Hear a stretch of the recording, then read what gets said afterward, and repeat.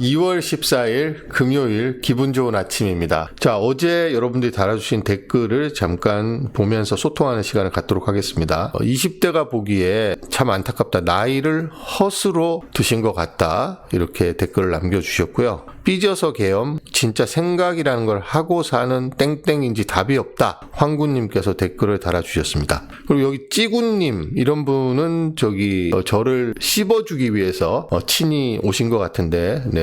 계속해서 조회수는 올려주시고 댓글을 달아주시길 부탁드립니다. 보지도 않고 달지 마시고요. 그리고 독일에서 미스터 김님께서 댓글을 여러 개를 달아주셨네요. 독일 정당 중에서 가장 마음에 드는 정당은 어디실까요? 독일 정당에 관심이 없어서 어느 정당에 독일의 옛날에 제가 언론사 시험을 칠 때 독일의 정당과 관련해서 질문을 하시니까 독일은 뭐 기민당, 기사당 이렇게 기독교 우파 정당이 오랫동안 집권을 했는데 제가 언론사 입사 준비를 하던 90년대 후반에 독일에서 정록연맹이라는 게 있었습니다. 그래서 사회당, 사민당과 녹색당, 그래서 사민당을 적으로 보고 녹색당하고 정록연맹을 맺혀서 집권에 성공한 적이 있는데, 자, 연합통신 시험을 쳐서 원래 이제 기자생활 연합통신에서 시작을 했거든요. 그때 시험 문제 중에서 정록연맹을 약수라는 시험 문제가 있었습니다. 그런데 정말 많은 그 수험생들이 오답과 기답을 썼는데 그때 생각이 나네요. 제가 입사하고 보니까 오답, 기답을 사보에 실었던데 적십자와 녹십자의 연맹이다. 뭐 이렇게 답을 쓴 친구도 있고 그랬다고 하던데, 미스터 김님의 이 댓글을 보니까 그 옛날 제가 언론사 시험을 치던 생각이 납니다. 자, 제 수상 소감을 보고도 댓글을 남겨주셨군요. 네. 제가 근데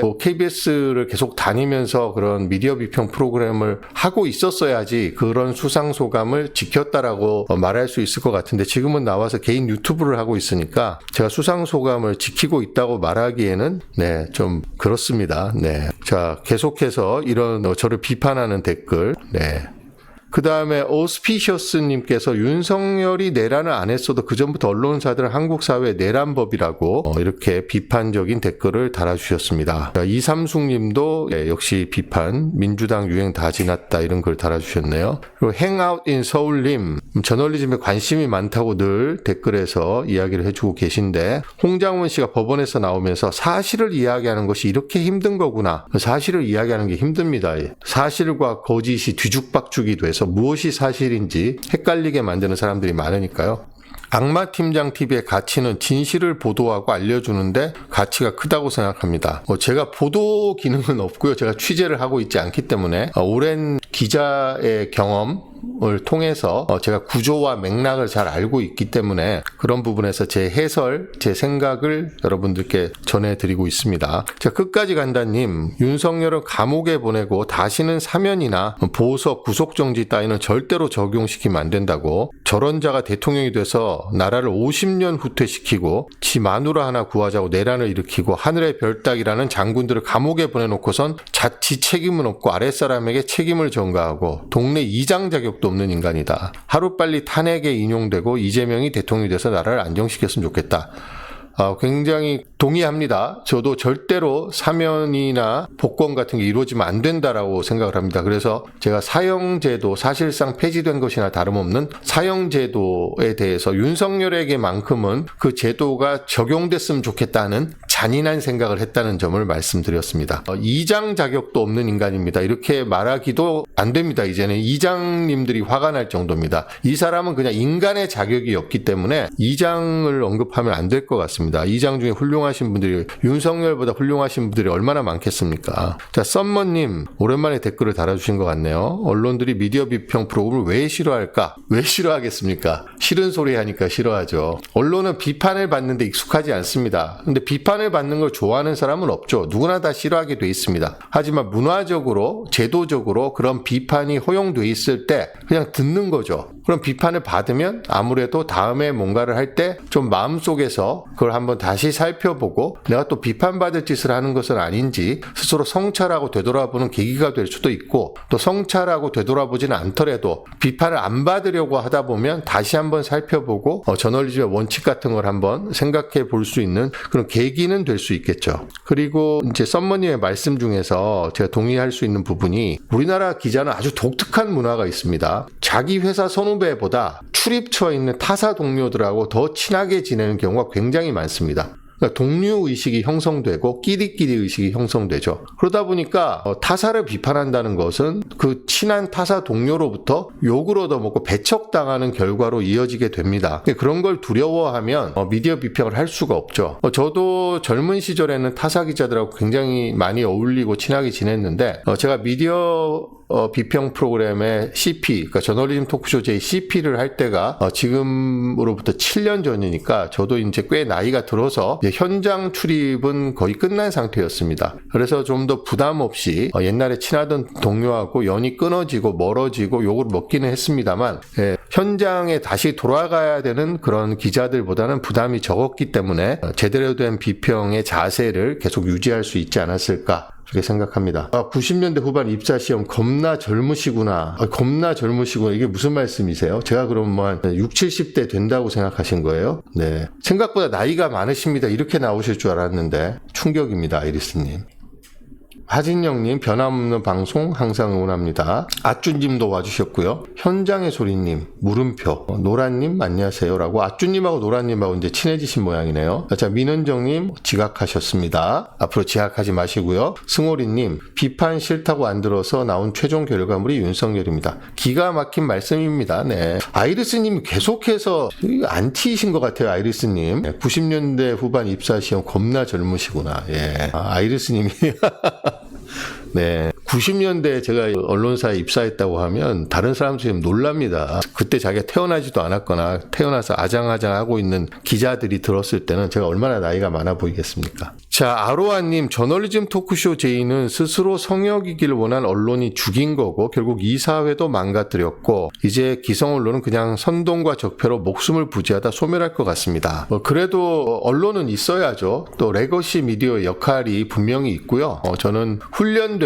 훈련된 저널리스트가 또 조직화되어 있어야 됩니다. 개개인이 아니라 조직화되어 있고 체계화되어 있고 또 생산성을 갖추고 있는 그런 기자들이 모여있는 레거시 미디어 역할이 분명히 있다고 생각하고 MBC가 지금 제도적으로 취약한 점이 있지만 잘해주고 있습니다. 한겨레하고 경향신문도 100%는 아니지만 이런 내란 사태에서 빛을 발하잖아요. 만약에 그 MBC나 한겨레, 경향 이런 민주시민의 편에서는 그런 언론이 없었더라면 얼마나 끔찍했을지 한번 해보세요.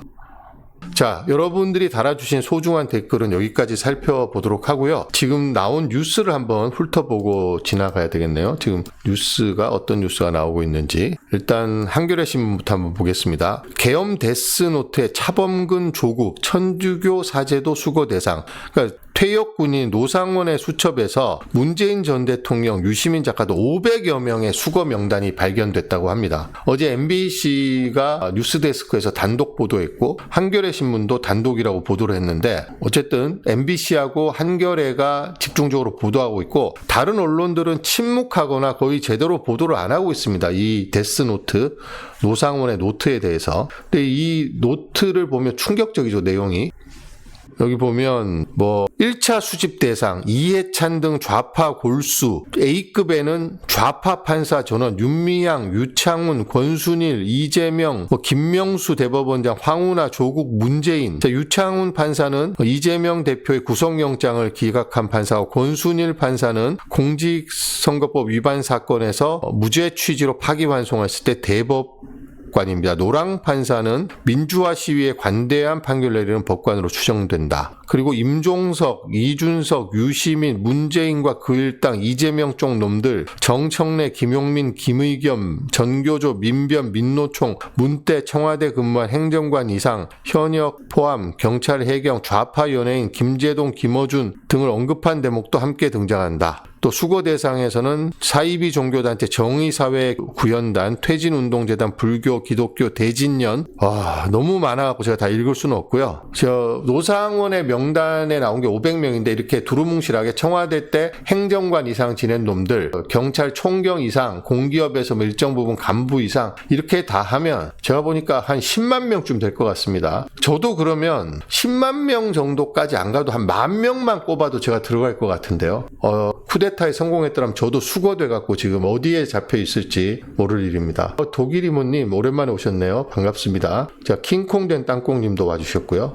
자, 차범근 감독님은 여기 왜 들어갔는지 혹시 아세요? 차범근 감독님이 굉장히 민주 시민입니다. 이분이 정치적으로는 이분이 개인적으로 다른 어떤 성향을 가지신지는 모르겠는데 일단 조국 대표의 탄원서를 법원에 직접 써서 보내셨고요. 저널리즘 토크쇼 제2 익명으로 이제 다 끝났으니까 밝혀도 될 것 같네요. 제가 떠난 직후에 일어났던 일인데 익명으로 엄청난 양의 간식을 보내주었습니다. 저널리즘 토크쇼 제1을 강력히 응원한다면서. 그런데 이런 성향을 어떻게 노상원이 다 알고 차범근 전 감독까지 수거 대상에 포함시켰을까요? 네.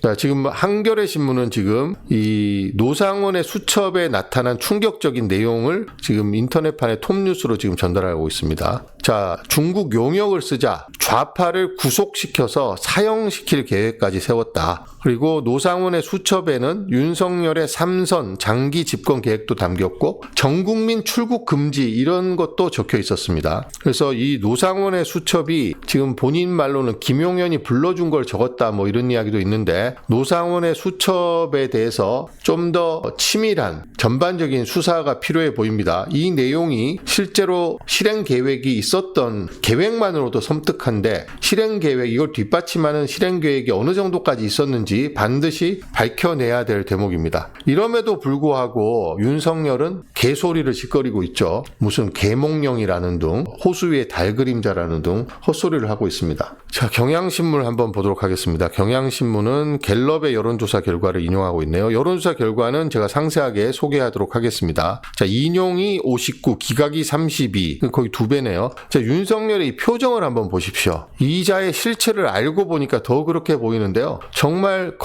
거만하고 야비하고 사악한 그런 이 심성이 저 얼굴에서 드러나는 것 같아요. 그 다음에 이준석이 자기가 수거 대상에 포함된 게에 대해서 입장을 밝혔네요. 자, 홍준표 이야기도 사이드 톱으로 있고요. 네, 동아일보 보겠습니다. 동아일보까지 보고 넘어가도록 하겠습니다. 이재명 대표 또 말 바꾸기 논란. 이재명 대표는 지금 계속해서 말 바꾸기를 한다고 비판을 받고 있는데 좋은 말로 하면 유연한 거죠. 네. 자, 기사를 한번 살펴보겠습니다. 자, 지금 일제히 언론들이 어제 헌재가 윤석열 탄핵 심판 8차 변론을 마쳤기 때문에 변론을 종결하면 한 2주 정도 평결을 쓰는 시간이 있습니다. 협의하고. 그러면 이제 선고가 있는데 그렇게 미뤄봤을 때 만약에 어제 8차 변론으로 종결이 됐으면 2월 말 선고도 가능합니다. 2주 지나면 13일에서 2주 더하면 27일이니까 2월 말 선고도 가능한데 지금 18일 날 9차 변론을 진행하기로 했거든요. 이제 10차, 11차를 하는 거에 대해서는 아직 결정된 바가 없고 지금 보기에는 18일 날 9차 변론으로 변론이 마무리될 가능성이 높아 보입니다. 그럴 경우에 2주 뒤면 3월 초잖아요. 18일에서 2주를 더하면 3월 초에 탄핵 선고가 이루어지고 그러면 60일 내에 조기 대선이 치러진다. 일제히 지금 이런 기사를 내보내고 있습니다. 그래서 윤석열은 3월 초에 파면이 되고 새 대통령은 지금은 이제 비상사태이기 때문에 대통령이 파면되면 고리 상태에서 선거가 치러지기 때문에 인수위 기간이 없이 바로 취임하게 됩니다. 그러면 임기가 5월 초부터 시작이 되겠죠. 만약에 민주당의 이재명 대표가 대통령에 선출이 된다면 역대 대통령 중에서 가장 강력한 대통령이 될 가능성이 매우 높습니다. 왜냐하면 작년 4월에 치러진 총선으로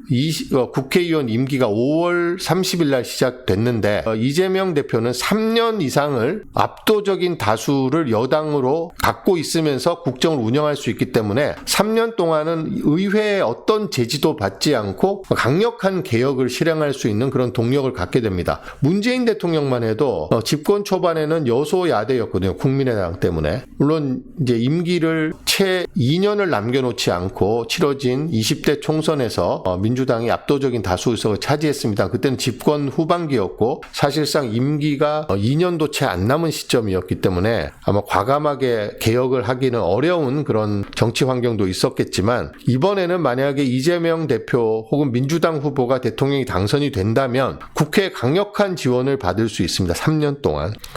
자, 지금 노무현 대통령 때는 변론을 종결하는데 14일이 걸렸고 박근혜 때는 11일이 걸렸다고 합니다. 그러면은 5월 10일이 대선이 치러질 확률이 대단히 높다.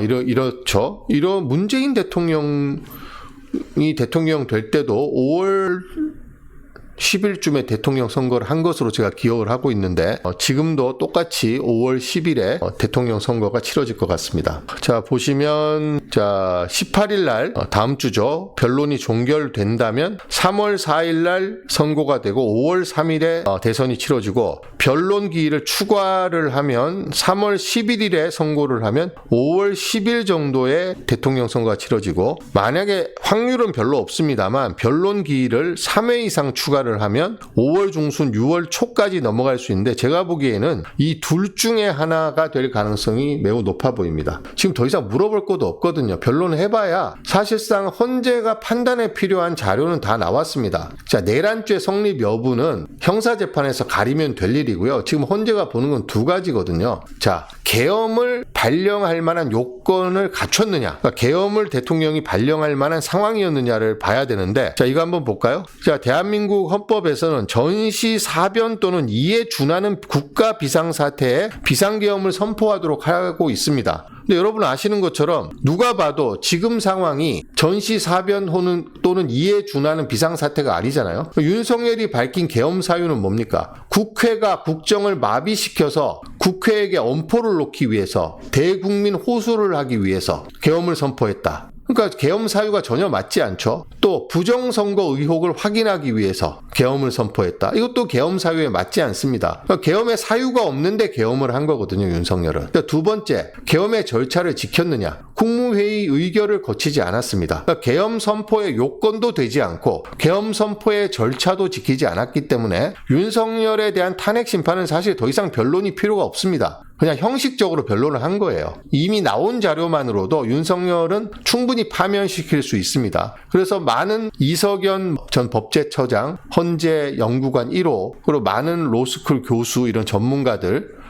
윤석열의 탄핵은 100%다라고 이야기하는 게 계엄 선포의 요건이라든지 계엄 선포의 절차를 전혀 지키지 않았기 때문에 이것이 내란인지 아닌지 끌어내라고 했는지 아니었는지와 상관없이 그것도 당연히 내란죄 형사재판에서 따져서 처벌을 받아야 될 범죄 행위지만 헌재가 윤석열을 파면하는 데 필요한 판단은 계엄의 요건이 있었는지, 그러니까 계엄 상황이어서 계엄을 했는지, 절차를 지켰는지 이 두 가지만 따져봐도 윤석열은 파면입니다. 그러니까 변론을 추가로 할 필요도 없어요. 근데 윤석열이 왜 이렇게 빨리 끝내냐면서 자꾸 더 추가로 변론을 하자고 징징대니까 헌재가 지금 한 번 더 하겠다라고, 일단 18일은 한 번 더 하겠다라고 한 건데 저는 18일 날 변론이 종결될 가능성이 크다고 봅니다. 자, 승호리님, 자, 정영식 재판관도 기각을 할 확률이 0%다 이렇게 의견을 밝혀주셨네요. 많은 분들이 정영식이라도 이렇게 계엄의 요건이 되지 않는데 계엄을 선포했고 절차도 지키지 않았던 거를 정영식이 이런데 어떻게 기각을 하겠냐, 이게 합리적인 판단인데 워낙 비합리적인 일들이 많이 벌어지니까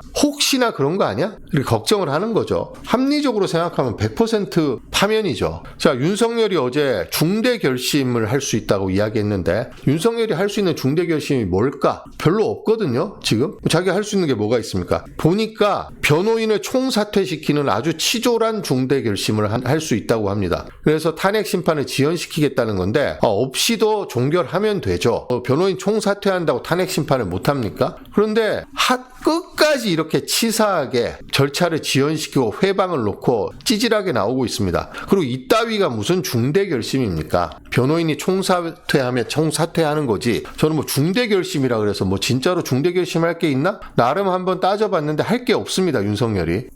단식을 할 수 있겠습니까? 단식 못할 것 같은데요. 지금 구속 수감된 지가 좀 됐는데 별로 이렇게 야위지는 않았어요, 지금. 자, 지금 그래서 나오는 소리가 윤석열이가 하야할 가능성이 있다. 어차피 파면될 거, 파면되느니 그냥 지금 극우층들의 동정심이라도 사보자. 지금은 극우층에서 지지가 있으니까 파면되는 것보다 스스로 물러나는 길을 택해서 우리 불쌍한 대통령님, 극우층들이 울고불고 이렇게 하기 위해서 동정표를 사기 위해서, 그리고 스스로 뭔가 국가를 책임지고 짊어지는 듯한 모양새를 취하기 위해서 탄핵 선고 직전에 하야할 가능성이 있다. 저는 이 정도가 돼야 중대 결심이지 변호인 총사퇴하는 거 정도로는 중대 결심이라고 할 수 없죠. 자, 그런데 조갑제 보수 농객인데 윤석열이가 탄핵 선고 전에 하야할 가능성이 있다. 그리고 심지어는 하야의 조건으로 망명을 하게 해달라. 그리고 망명 대상 국가를 물색하고 있다.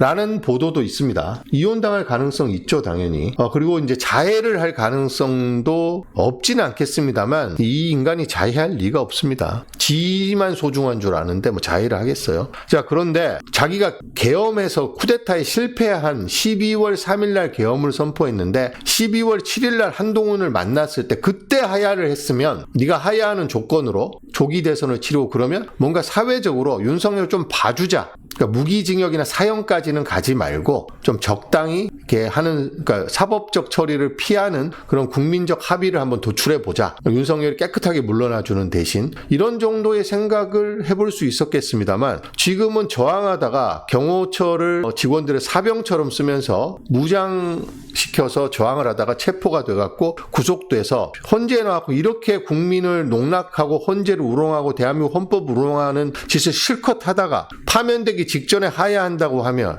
그 누가 그걸 진정성 있다고 받아주겠습니까? 그래서 윤석열이 하야한다고 하면 받아줘야 된다. 지금이라도. 근데 어차피 파면되면 파면이나 하야나 똑같거든요. 윤석열 입장에서는. 어차피 대통령직에서 물러나는 거 똑같은데 기각이 될 확률이 있을 때 하야를 선택해야지 의미가 있는 거지. 파면이 확실한데 하야가 무슨 의미가 있습니까? 3월 초면 어차피 파면될 텐데. 그러니까 이 파면은 하야 요구는 받아주면 안 된다. 이미 형사 내란범으로 내란 피의자로 구속돼서 형사재판을 앞두고 있는 윤석열이 하야하는 요구를 수용할 수가 없다. 이런 의견도 있거든요. 저는 윤석열이 지금 하야를 선언한다고 해서 그걸 받아주면 안 된다고 생각합니다. 아니 하야를 하려면 12월 달에 하야를 했어야죠. 이렇게 나라를 두 쪽으로 만들어 놓고 국민을 농락하고 헌재를 농락하고 대한민국 헌법을 농락해놓고 실컷 농락하다가 이제 와서 그것도 하야도 참 윤석열스럽다는 생각이 듭니다. 하야를 선택할지 안 할지는 모르겠습니다만 윤석열이 워낙 치졸하고 사악하기 때문에 어떤 선택을 하더라도 윤석열은 다 할 수 있을 것 같다는 생각이 듭니다. 차마 어떻게 그런 선택을 윤석열한테 그런 건 없어 보입니다. 데이빗 김님 말씀이 맞습니다. 이미 윤석열은 명태균과의 통화 육성 파일이 공개됐을 때 끝났습니다. 제가 악마팀장 TV에서도 예언을 했습니다만 윤석열은 끝났다 지금. 언제 끝나느냐의 문제지 끝났다. 저는 6개월 이내에 끝날 거라고 그때 예상을 했습니다. 6개월이 안 걸리네요.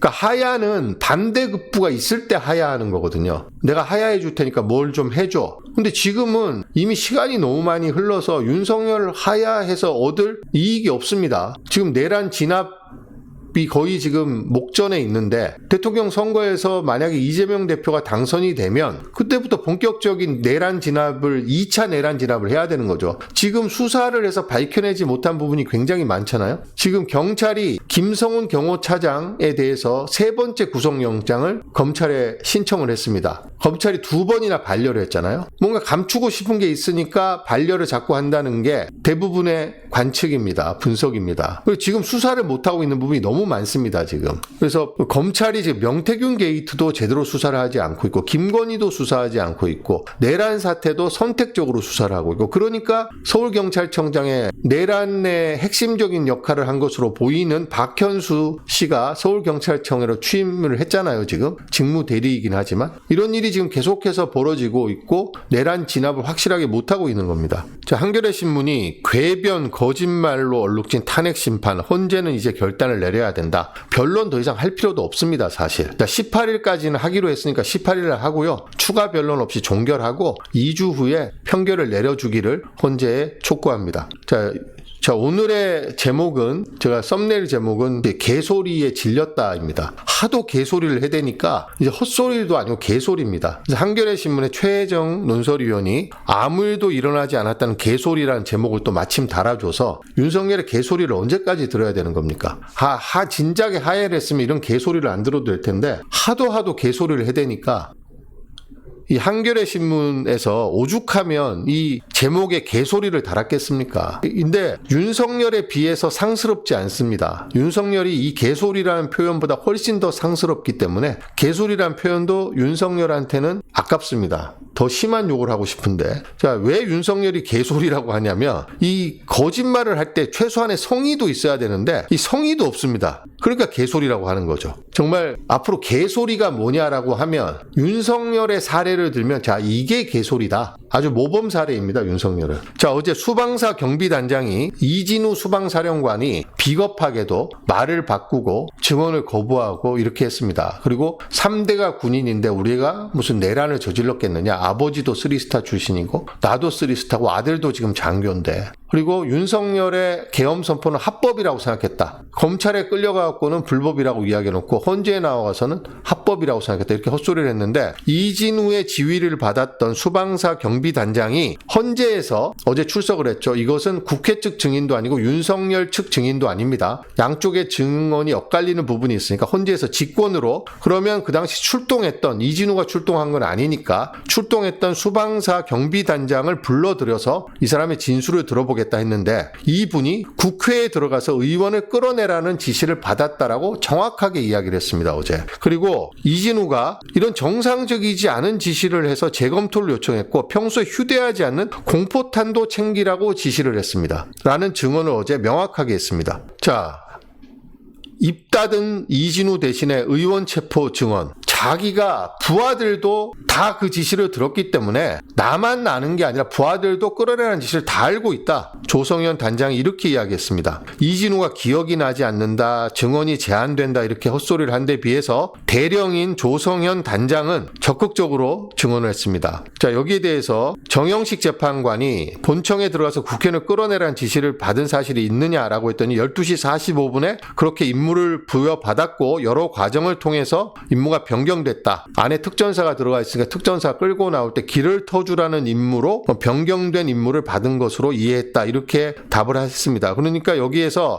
윤석열 측 변호인들이 조성현 단장에게 거짓말을 한다고 막 몰아붙였거든요. 자, 조성현 단장이 어제 헌재에서 발언한 내용을 짧게 보시겠습니다. 저는 위인도 아닙니다. 저는 일경비단장으로서 제 부하들의 지휘관입니다. 제가 아무리 거짓말을 해도 제 부하들은 다 알고 있습니다. 그렇기 때문에 저는 일체 거짓말 할 수도 없고 해서도 안 된다고 생각합니다. 저는 제 역할을 수행하는 것이고 그때 제가 했던 역할들을 진술할 뿐입니다. 네. 자, 본인은 부하들도 다 알고 있고 하기 때문에 거짓말을 할 수도 없고 해서는 안 된다. 자, 조성현 단장을 보면서 아, 저 사람이야말로 그래도 군인 정신이 있구나. 저런 군인이 있으니까 이번에 윤석열의 쿠데타가 성공하지 못했구나 하는 생각도 들 정도로 아주 의연하고 당당하고 솔직하게 헌재에서 의견을 밝혔습니다. 오죽하면 정영식이 나서갖고 윤석열 측 변호인을 질책을 했다니까요. 아니, 들어보면 말이 안 되는 소리가 아닌데 왜 자꾸 시비를 걸고 트집을 잡고 특정한 방식의 답변을 강요하느냐. 자기가 들어보니까 말이 다 된다라고 질책을 하기도 했을 정도입니다. 근데 곽종근 사령관이 뒤늦게나마 반성을 하고 솔직하게 진술을 하고 있는데 이어서 조성현 단장도 이렇게 솔직하고 당당하게 자기가 당시 겪었던 일들에 대해서 증언을 해주는 거에 대해서 매우 용기 있는 군인이다라고 칭찬해주고 싶고요. 자, 윤석열의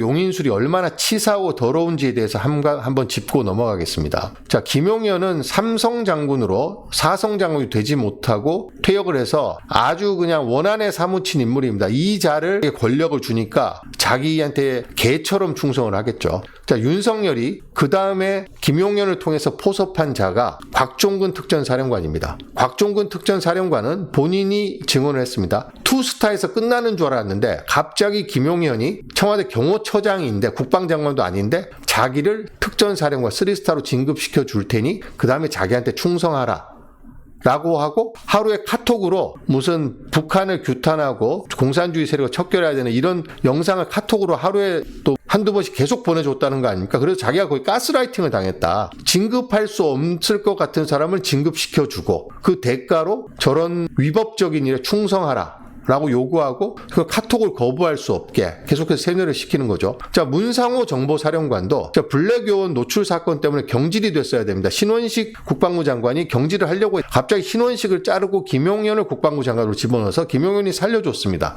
그랬더니 문상호도 충성을 하게 된 거죠. 자, 이렇게 윤석열의 용인술은 자격이 없거나 위기에 처한 사람, 이런 사람들을 구제해 준 다음에 본인에게 충성을 강요하는 방식입니다.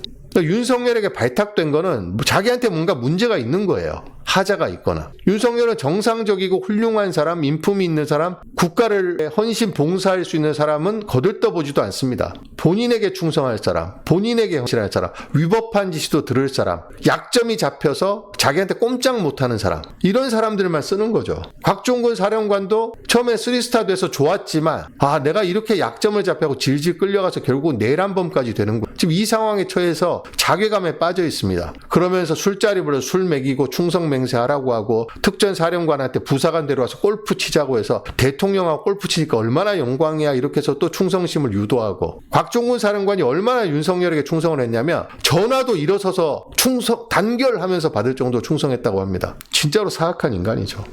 자, 지금 시간이 12시를 넘어가고 있습니다. 어제 지금 조태용 국정원장이 나와서 홍장원 메모의 신빙성 때문에 또 공격을 하고 막 그랬는데, 홍장원의 메모는 지금 그 조태용이 메모가 4가지가 있다고 하면서 홍장원의 메모의 신뢰성에 흠집을 내는 발언을 했는데, 홍장원 차장의 말은 내용이 4개가 아니라 처음에 포스트잇에 적었고 그 다음에 부관한테 공수하라고 했고 기억을 더듬어서 다시 한번 조금 고쳤고 이래서 4번에 거쳐서 내용이 정리가 된 건데 내용은 하나라는 겁니다. 근데 마치 메모가 서로 다른 내용의 메모가 4개가 있다는 것처럼 조태용이 어제 변론에서 증언을 했는데, 조태용 국정원장도 참으로 비겁합니다.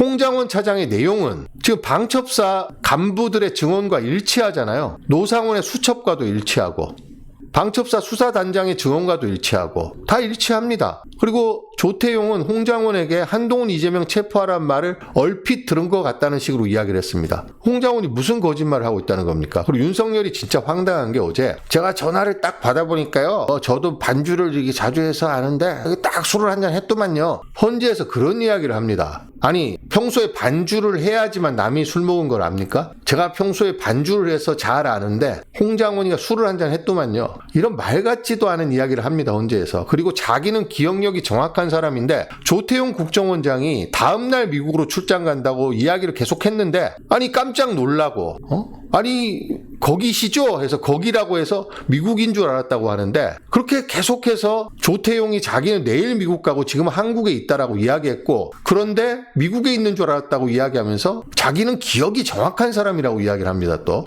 그러니까 어제 이 윤석열의 헌재 변론 발언을 들으면서 정말 서울 깍두기에 나오는 주현 씨처럼 횡설수설하면서 이야기하는데 정말 듣기가 힘들더라고요.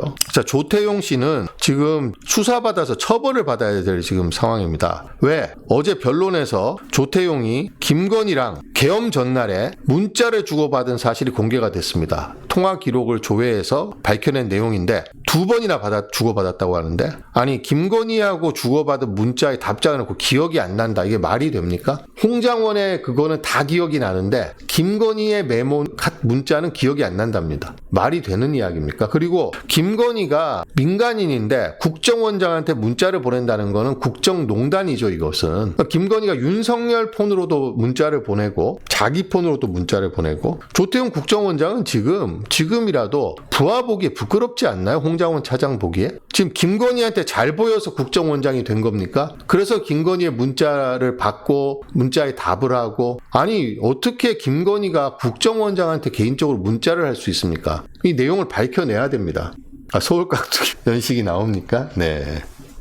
아이리스님이 아주 젊다고 아까 이야기해 주셨는데, 하여튼 자, 윤석열이 와이프도 모른다고 계엄을 이야기했는데 와이프가 알면 혼날 것이라고 이야기를 했는데, 계엄 전날에 김건희가 조태용 국정원장에게 문자를 했다는 것은 이거는 굉장히 심각한 내용입니다. 자주 있는 일은 아니었다. 자주 있진 않았지만 종종 있었다는 이야기죠. 자주 있지도 않은 김건희의 문자 내용이 왜 기억이 안 날까요? 부적절한 내용이니까 말을 할 수 없는 겁니다.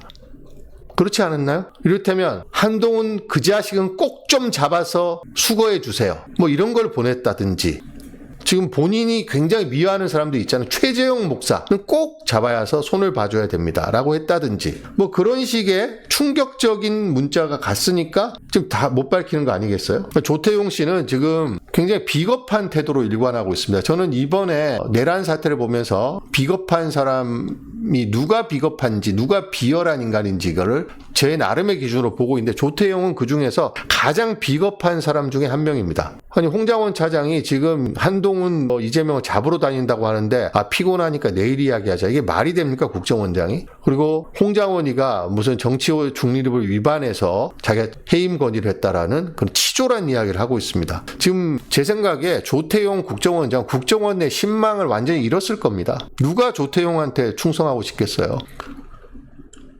자, 윤석열에게 비극이 다가오고 있습니다. 모든 바들이 등을 돌리고 윤석열을 도우려고 했던 사람들이 오히려 엑스맨 역할을 하고 있습니다. 김계리 변호사는 윤석열을 도우러 나온 건지 윤석열을 궁지에 몰아넣으려고 나온 건지 알 수 없게 헌재에서 미쳐 날뛰면서 분노 조절 장애를 일으키고 있습니다. 그리고 변호인들의 수준이 다 너무 한심합니다. 자, 다음 주에는 헌재가 변론을 종결하고 윤석열에 대한 탄핵 선고 기일을 발표해 주기를 기대해 보겠습니다. 여러분 지금 시간이 12시 10분인데요. 오늘 방송을 한마디로 요약하면 자, 조기 대선이 5월 달에 치러진다. 치러진다면 민주당 대표가 압승을 거둘 확률이 대단히 높다. 오늘 갤럽 여론조사 결과를 보니까 그런 결론을 도출해냈다. 그리고 지금 극우층들이 보수나 중도 혹은 일부는 진보라고 자기의 이념 성향을 응답하면서 여론조사에 여전히 적극적으로 대응하고 있다. 그럼에도 불구하고 그걸 다 반영해도 압도적으로 이기는데 그걸 필터링해서 걸러내면 더 압도적으로 이길 수 있다. 라는 게 오늘의 결론입니다. 여러분들 자, 조금만 더 참으시면 됩니다. 날씨도 따뜻해지고 있고 희망찬 시간이 다가오고 있습니다.